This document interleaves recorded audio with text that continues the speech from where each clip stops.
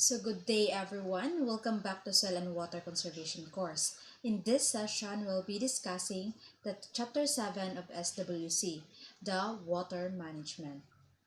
So here's the outline of the Chapter 7. First, we will be discussing the irrigation methods, the water use efficiency, and the pricing and economics of water use.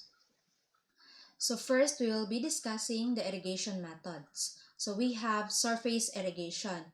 It is where water is applied and distributed over the soil surface by gravity.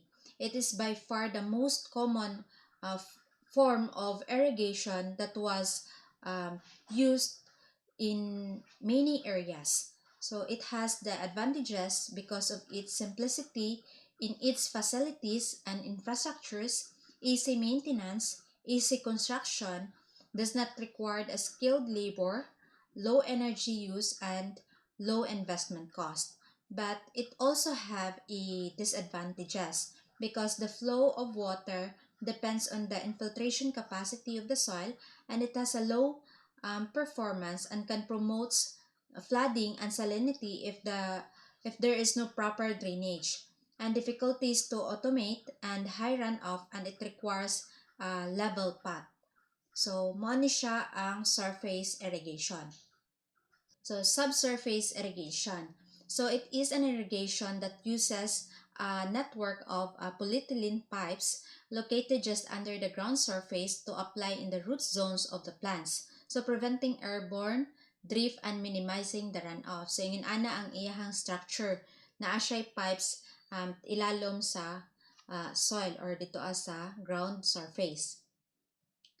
So, naay siya flood irrigation. So, the water percolate vertically into the soil. So, manay flood irrigation. Ang furrow irrigation is water percolate horizontally into the soil. Ang flood irrigation sab is kanang kibali, iyahang patubigan tanan hangtod sa mulugdang ang water dito sa roots. Then, ang furrow is horizontal lang siya nga nagasupply o water sa plants. So, furrow irrigation, it is the length of the furrow could vary from 100 feet for gardens and for as much as 1,500 for field crops. So, this table is Monisha recommend the length of furrows for different soil types, furrow slopes, and depth of irrigation. So, mao ni ang table nga gi-recommend ni Michaels in 1978. So, natay furrow slope, yung percentage, then the furrow length in a clay soil, in loamy soil, and sandy soil.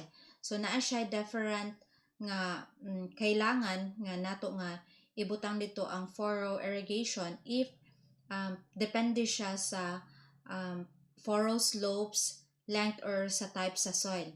So, mao na siya ang recommendation ni Michael.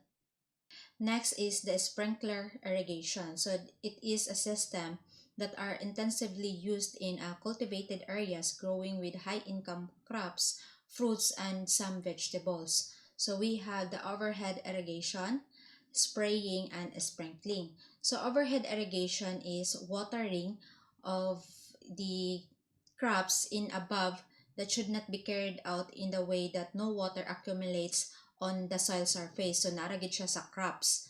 So, next is spraying. So, the water is dispersing in as fine as mist that settles gently into the leaves of seedlings and the soil surface. So, kasagaran, ginagamit ni siya sa mga nursery kay para dili madaot ang crops. So, gentle lang ang iyahang pag-spread sa water.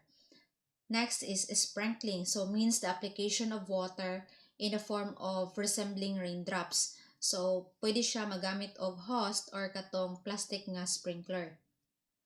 So, mo na siya sprinkler irrigation. So, next is the water use efficiency. So, this concept is introduced 100 years ago by Briggs and Schanz in 1913, showing the relationship between the plant productivity and the water use. So, they introduced WUE as a measure of the amount of biomass produced per unit of water used by a plant. So this refers to the ratio of the actual amount of water beneficially used as against the amount of water delivered. So water use efficiency ratio is determined using the formula.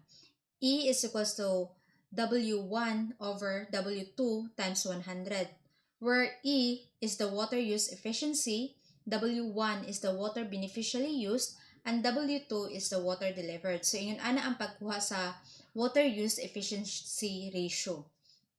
So, next is the pricing and economics of water use. So, we have four types of important economic benefits. So, we have the commodity benefits, waste assimilation benefits, the aesthetic and recreational benefits, and the fish and wildlife habitats. So, water is very important sa atong tanan. That's why kailangan nato siya gamiton wisely and protect it from runoff and pollution. So that's all for today. I hope you learned something from this discussion. So if you're done watching this video, just comment down below. So thank you and God bless everyone. Bye-bye.